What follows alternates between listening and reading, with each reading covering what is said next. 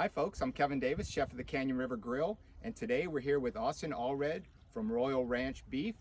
Austin, thanks for having us out here. Thanks for coming out. It's fun to see the whole supply chain in practice here with Chef Kevin at the very top of the supply chain and all the way down here at the bottom of the supply chain. Yeah, it's an amazing circle that we've been learning about.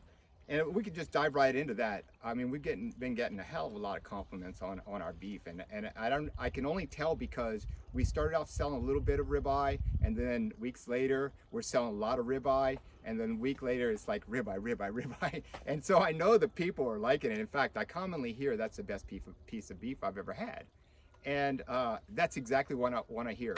You know, where we source our beef is important, and one thing I wanted to really take care of in our program is that we wanted to source our beef from a local grower, a local rancher, and we wanted to know the people that we were buying our beef from, and we wanted to hear the story. I mean, you guys are relatively, it's a large business, it's a large family, it's a large family farm, but yet you're still relatively small in the cattle industry, and therefore you're processing fewer animals, and I can assure you that, well, let me just say I'm sure you're doing a better job, but my customers know you're doing a better job. So Austin, you want to give us a little detail about how that circle happens? Yeah, yeah.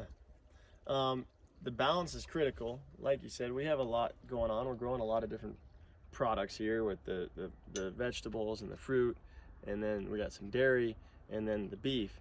And the balance is what's very important. And doing everything good and then working all those systems together is what helps us to be regenerative, helps us to be sustainable, and helps us to create an awesome beef product. Yeah, so your great-grandfather started out growing potatoes, right? And as you know, you can grow potatoes, but you can't keep on growing potatoes on the same soil. So as your family grew, your portfolio grew to add diversity. How does that come into play? Yeah, so you can only grow potatoes on a unit or a field every 6 years. If you continue to put potatoes, you ruin your soils. And soil is the it is the life source of a farm. So in the meantime, you gotta grow other products. And the products that are best for the soils happen to be best for the cows, right, and best for the beef. Right. So that's what got us into beef and growing good products for our soils and for our animals. And that whole system is really what got us into this balance, is what really initiated Royal Ranch. It's kind of like happy food makes happy cows, and happy cows make happy potatoes, and happy potatoes make happy people. It's a circle. It's a circle. And you know, I mean, just the story is fascinating here, that you have, with your third generation. How many members of your family that are all involved in your family farm? 10 plus. I 10? mean, that's just directly involved. I mean, in Royal City, there's probably 60 Allreds. 60 Allreds, huh? And or more. I mean, related. To me, the thing that I most enjoy about hearing your story and hearing the story of your family is that, you know, you're not raising your crops to make money today. You're building the future of your family. And this farm, it seems like everything I can see that you're doing, you're thinking about the future, and you're thinking about sustainability, all the way from what you grow and what the animals are eating, all the way to what you do with the waste. And so lately I've been hearing all this. My friends, I'm a small time farmer, and I'm just learning. Basically, I'm a city boy, so I'm plodding my way through, sometimes with good success, sometimes poorly, to be a farmer. But I love it. I mean, it's just fascinating to me. So anyway, I'm growing these tomatoes. I'm growing these. Some do well, some don't. My buddy was telling me the other day. He said, "You got to get some worm castings. You need worm castings." I'm like, "All right, what the hell are worm castings?" I drive up to your ranch, and I found out what worm castings are and where they come from. Tell us. This is what we're looking at, folks. Yeah, so other than feeding cows, you feed the cows and they make fantastic beef. Their genetics, our hybrid Angus animal, is going to make good beef. But then they're also going to spit out manure and urine.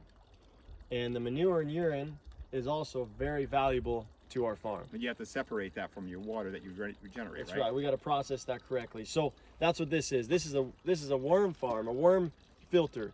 And coming out of these sprinklers, when they're on, right now they're just drizzling, but when they're on, is our contaminated water. That's got urine, it's been used to clean poop. We put it through this filter, which is 3 feet of wood chips and worms and 1.5 feet of rocks. Really a copycat of our layer of soils that do this for potable water. But we put the dirty water out, it settles through the chips and the worms and the rocks, and then we collect that clean water off the bottom.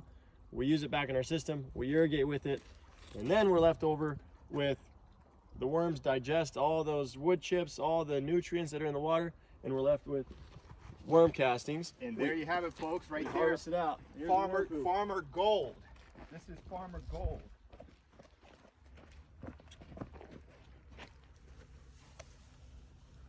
Wow. I want some of this. I want some of this. I never thought I'd be saying that about the byproduct of the cattle industry, but this is what we need. It's true. Cows have an incredible digestive system to convert produce, grasses, byproducts. They're the ultimate recycler. You put it through their 4 stomachs, and they're going to turn most of it into proteins that we can use and that are really good for us. But worms have a digestive system that take nitrogen, phosphorus, potassium. They process it, they poop it out, and then it's awesome nitrogen and sources food for the plants. Stuff that plants need. There you have it, folks. Austin Allred, the Allred family, and Royal Ranch Beef and Royal Ranch Farms. Austin, you guys, man, you amaze me. Keep up the great work. We love it. Thanks for coming.